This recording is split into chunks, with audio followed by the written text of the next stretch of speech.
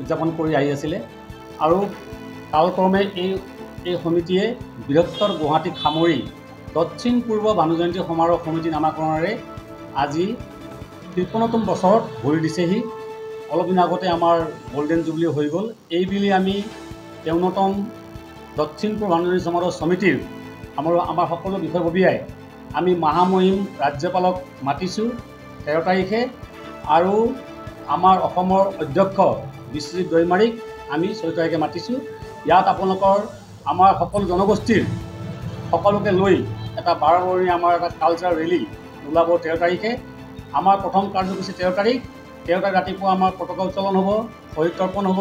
তাৰপিছত আমাৰ ৰেলী ওলাব।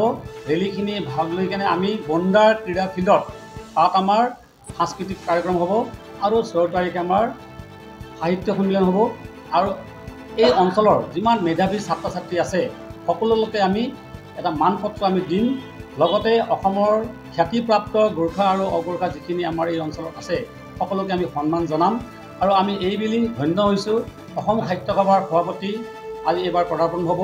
লগতে APCC member doctor Niranjan Kalita, আমাৰ উপাধ্যায় ছাৰ, ASIDCৰ আমাৰ চেয়াৰমেন কিশোৰ উপাধ্যায়, অসম গোৰ্খা সন্মিলনৰ সভাপতি সকলোকে আমি নিমন্ত্ৰণ জনাইছোঁ। আপোনালোকে সকলোৱে গম পায় আমাৰ পূৰ্বাঞ্চলত আমাৰ ধৰোহৰ হেৰি কৰা ধৰ্মীয় এটা আমাৰ নেপালী মন্দিৰ আমি সভাপতিয়েও তেওঁ সকলো সদস্যকে নিমন্ত্ৰণ দিছোঁ।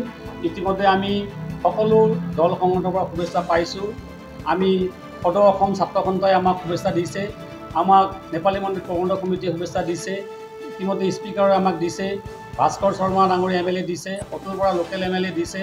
এই ধৰণে এই আমাৰ ভানু জয়ন্তীখন আমি সকলো জাতি বৰ্ণ লোকক যিজন মহান ব্যক্তিয়ে সংস্কৃত ৰামায়ণখন নেপালী ভাষাত অনুবাদ কৰি বিশ্বত থকা গোৰ্খা নেপালী স্পিকিং গোৰ্খাসকলক যিখন ভাষা তেওঁ দি গ'ল, সাহিত্যৰ যিখিনি চৰ্চা তেওঁ কৰি ৰাখি থৈ গ'ল, এই গোটেই বস্তুটোক আমি যাতে ৰাইজৰ মাজত লৈ যাবলৈ আমি এটা প্ৰয়াস কৰি আছোঁ।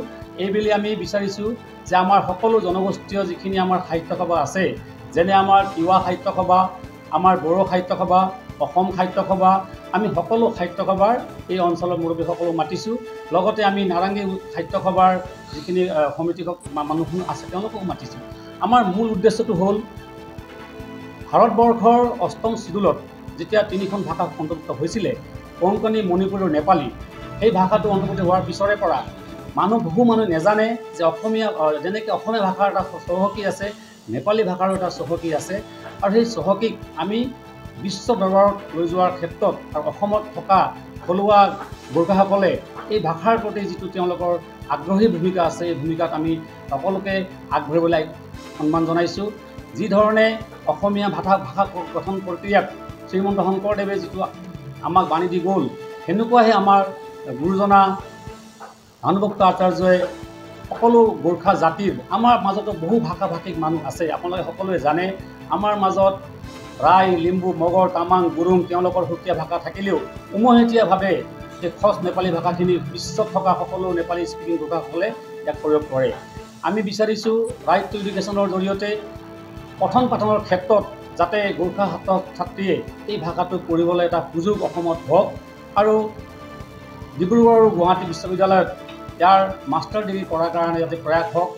কাৰণ ইতিমধ্যে আপোনালোকে গম পাইছিলে আইডলৰ জৰিয়তে আমাৰ ল'ৰা ছোৱালীয়ে পঢ়িব পাইছিল যদিও পিছলৈকে চৰকাৰে কিন্তু স্লেটৰ জৰিয়তে মিডিয়াম আমাৰ উঠাই দিয়াৰ ক্ষেত্ৰত আমি কিন্তু থাৰ্ড লেংগুৱেজ হিচাপে পাইছোঁ। যদিও আমি এটা বিচাৰিছোঁ যে ৰাইট টু এডুকেশ্যনৰ যিটো পলিচি গভৰ্ণমেণ্টে লৈছিলে বা নিউ এডুকেশ্যন পলিচিত নেপালী ভাষিক যিখিনি এটা লেংগুৱেজ হিচাপে আমি যদি পাব পাৰোঁ আৰু সেই লেংগুৱেজত আমি যদি মাষ্টাৰ ডিগ্ৰী কৰাব পাৰোঁ আমাৰ ল'ৰা ছোৱালীক, তেনেহ'লে নিশ্চয় আমাৰ জনগোষ্ঠীৰ এটা বিকাশ হ'ব।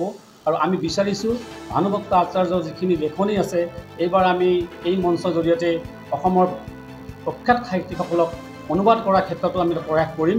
আগন্তুক সময়ত আমি আমাৰ যেনেকৈ গোহাৰি আপোনালোকে দেখিছে আমাৰ নেপালী ভাষাত কৈছোঁ যদিও ওপৰত আমি অসমীয়া ভাষাটো লিখিছোঁ, কিন্তু আমি অহাবাৰ এই গোহাৰিখন অসমীয়া আৰু নেপালী দুটা ভাষাতে ওলাম, যাতে আমাৰ লগত থকা সকলোৱে যাতে ভানুভক্ত আচাৰ্যক নেপালী স্পিকিং গোৰ্খাসকলে কেলে উদযাপন কৰে এই বিষয়ে তেওঁলোকে অৱগত হ'ব।